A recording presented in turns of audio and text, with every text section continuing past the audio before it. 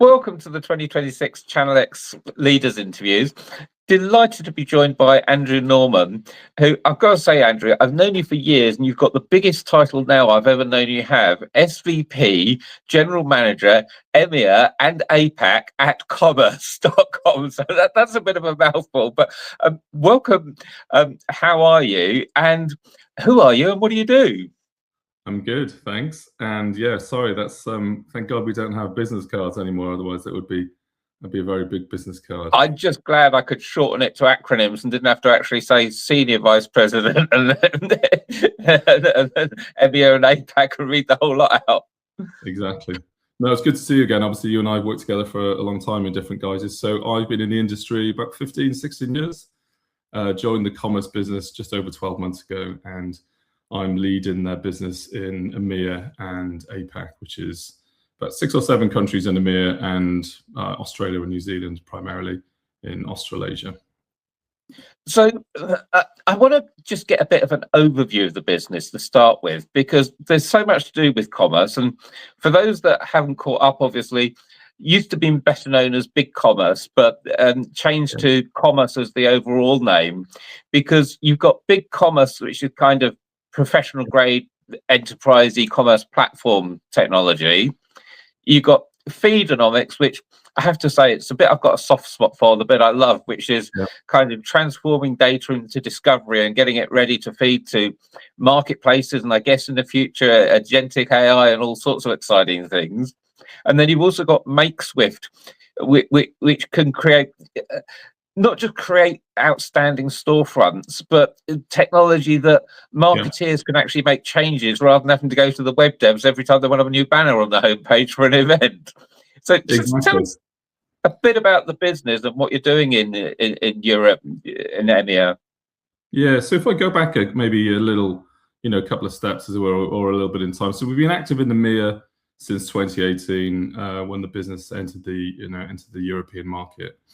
And I think for everyone listening, we're focused on small, medium, and large B2B and B2C businesses across the 3 suites, as you spoke to, Chris, across BigCommerce, Makeswift, and Feedonomics, which are the 3 brands that we currently take to market. We continue to invest in the UK, Italy, Spain, Netherlands, Nordics, and Germany. And sounds kind of obvious, but our mission is our customers' growth.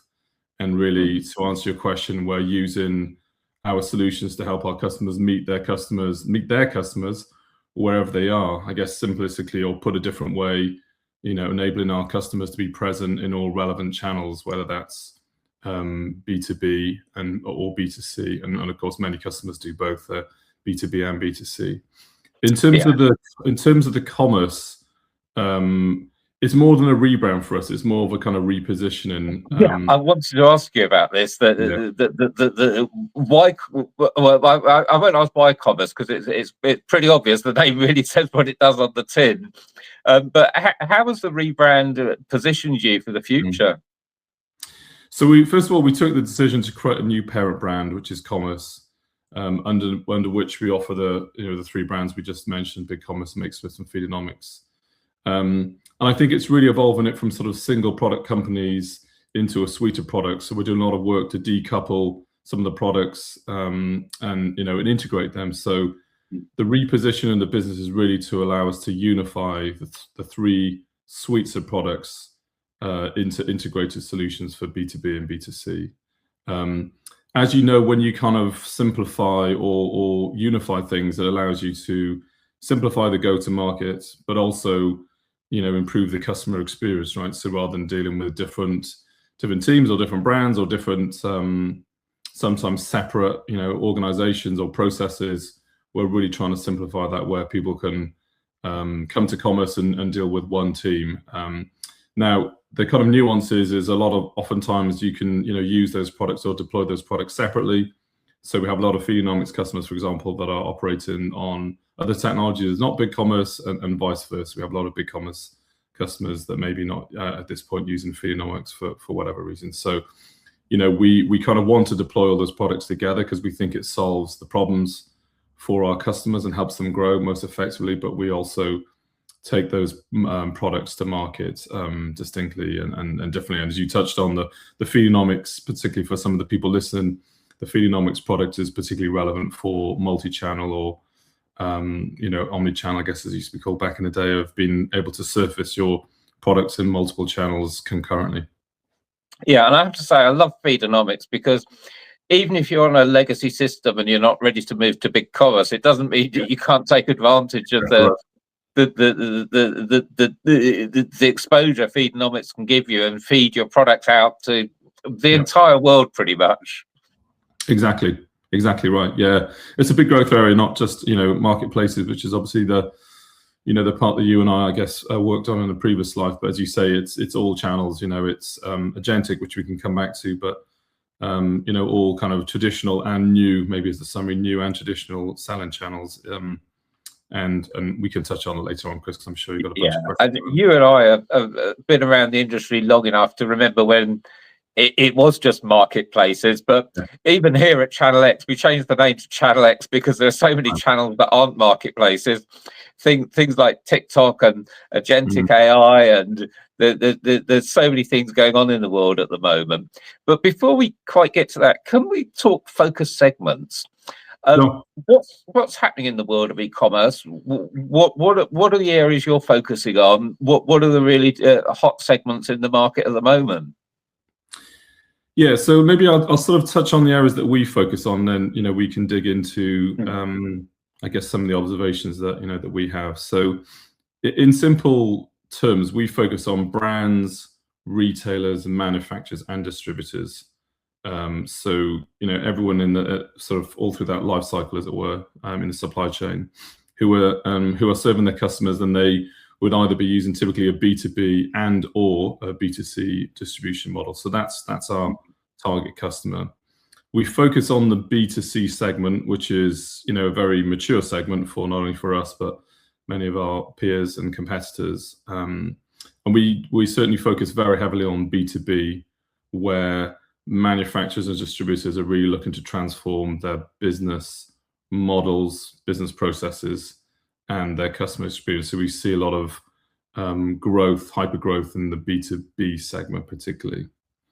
I think coming on to some of your other, or the second part of the question, I think what we've particularly focused on is really their product data and their data.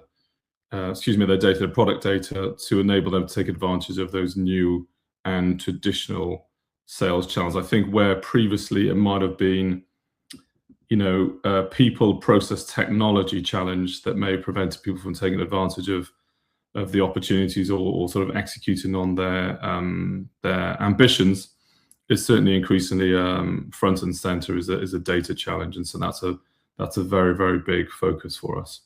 And I think, especially since COVID, we saw a huge move from brands that would have typically been B2B in the past, and even manufacturers rather than just distributors suddenly saying we need to sell direct to consumers. Exactly.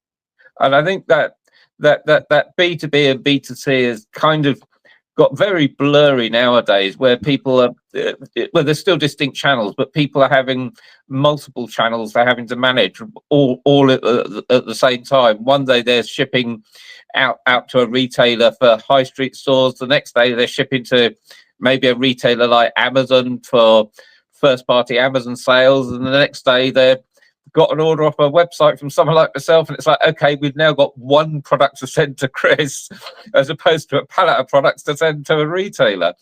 And is this something you see is going to be even more so in the future, or are there going to be some brands that still stick traditionally B2B?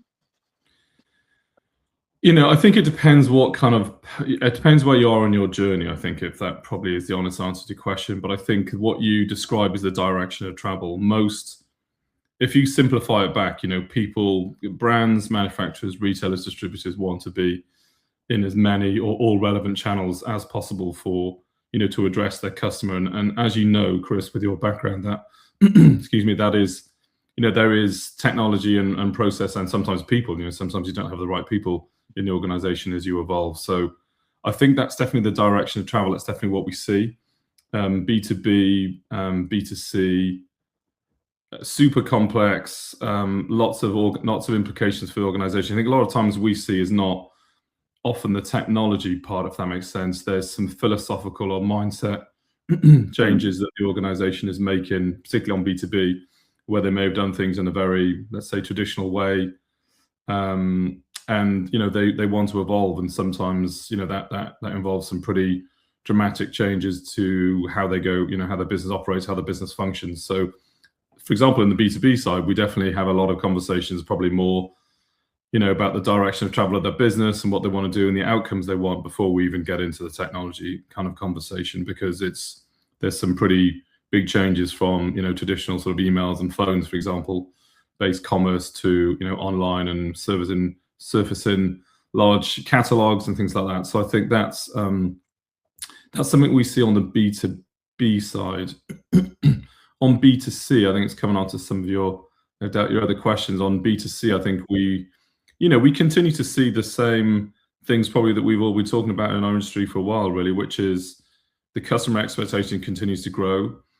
People are more and more expectant. That brings more and more complexity for the brand and retailer in the B2C use case, and that is a continuing shifting pattern of how they evolve to meet the expectation of the consumer. I think those are kind of what we see, and as I mentioned earlier, I think data, particularly when you're in more and more channels, being able to serve up your product data in a way that it gets found or can be searched, whether that's in B2C or B2B, kind of, I would say it doesn't matter, but clearly it does, but that's the details. So I think that's where we see a big focus area, is trying to unlock product data to be able to serve it up in multiple places. And talking of serving up in multiple places, I did want to speak to you about trends in the market at the moment. But I'm guessing that the biggest trend, without doubt, is AI and agentic commerce. And I think there are so many questions I've got. I know that BigCommerce obviously operate in the US, and the US are, I know, 6 months ahead of us. But everything is moving so fast.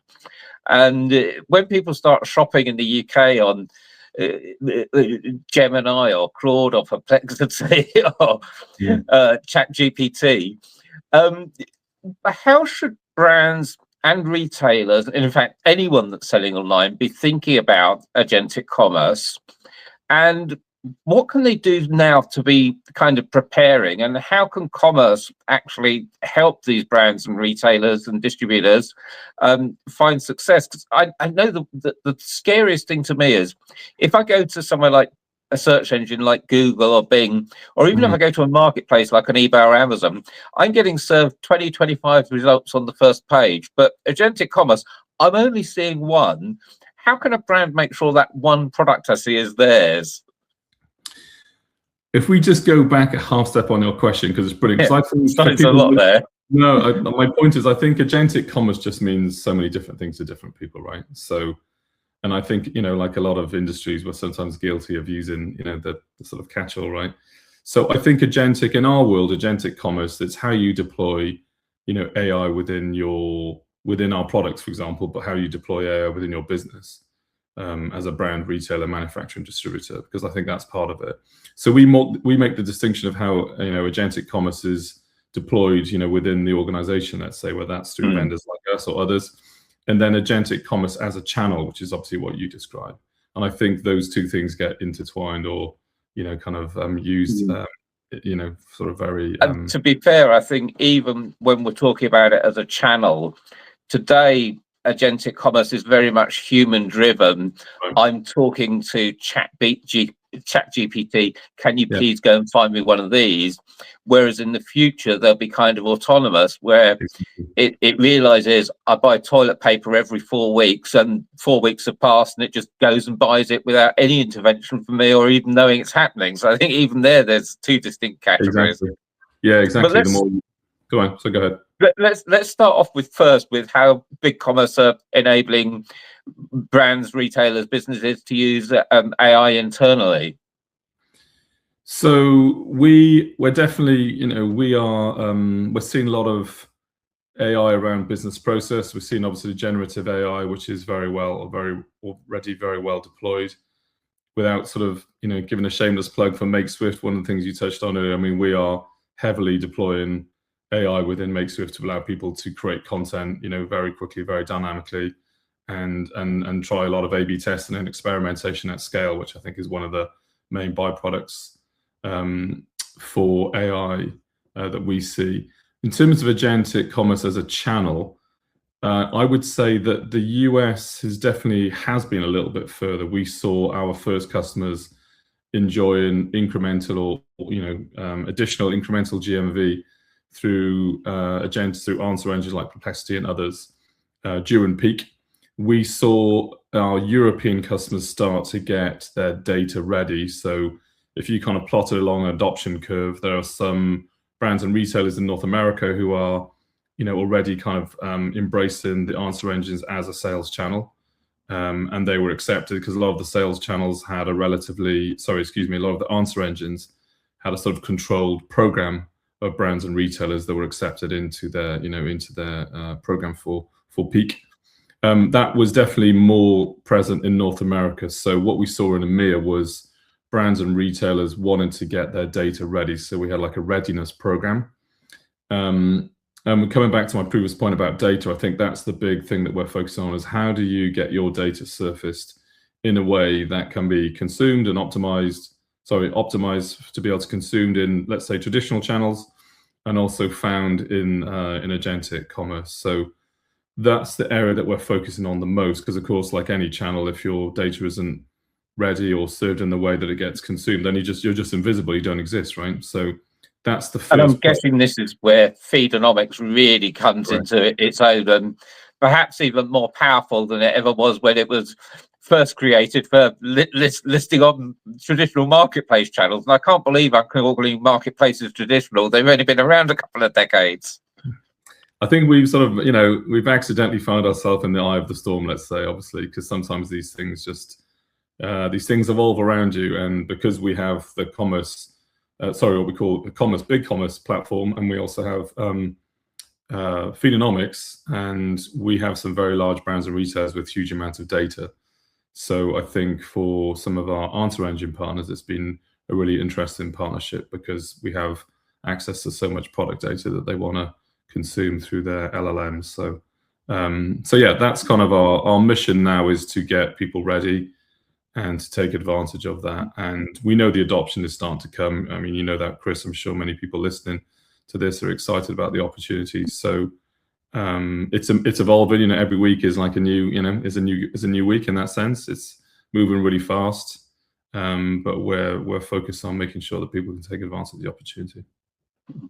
And talking about future opportunities, where do commerce, and in fact, where do you see the future of sort of e-commerce going? And maybe we will just be calling it agentic commerce in a couple of years' time, because we'll all be using agents to do our shopping for us.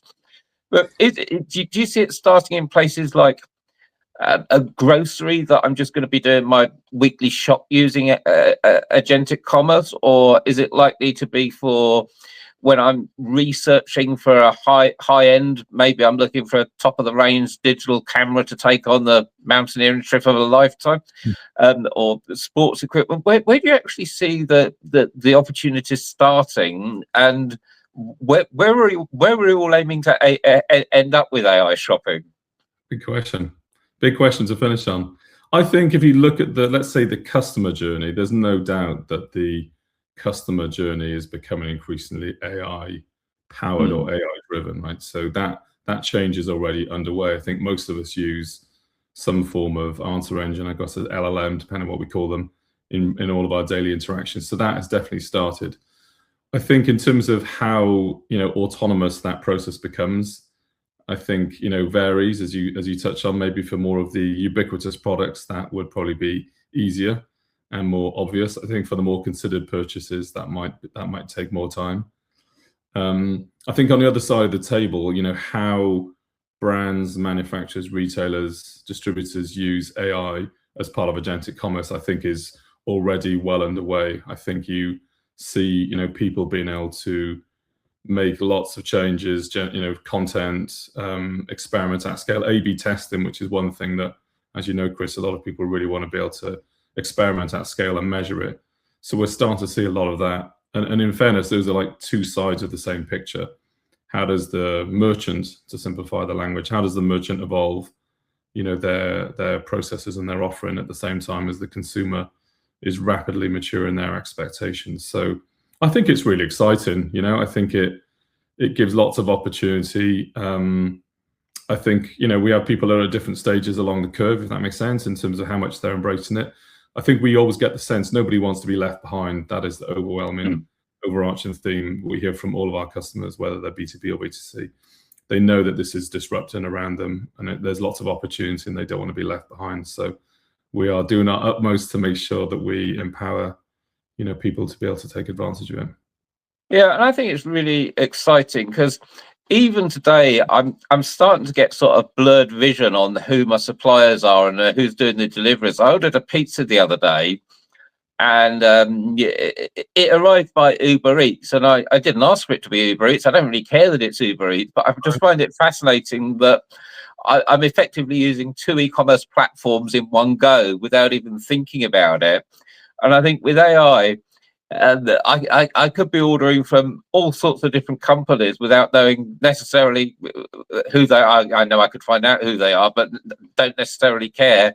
Don't necessarily care who's doing the delivery bit. I don't really necessarily care how many companies are doing the supply and the delivery. I just think it's fascinating the world's moving, and really interested to know what you think about, especially with your expertise with traditional B2B brands that are now getting into B2C. How should they be thinking about this new world, sort of from an overview point of view? Should they be, in the traditional sense, you see the adverts for a product on TV and it's buy direct, get a free widget with it, or buy direct, get a longer guarantee with it. Is this going to be carry on being the case in AI, where brands are going to try and add value to make you buy from them? And will the AI engines even show me the value proposition from buying direct as opposed to maybe a lower price from buying from a retailer?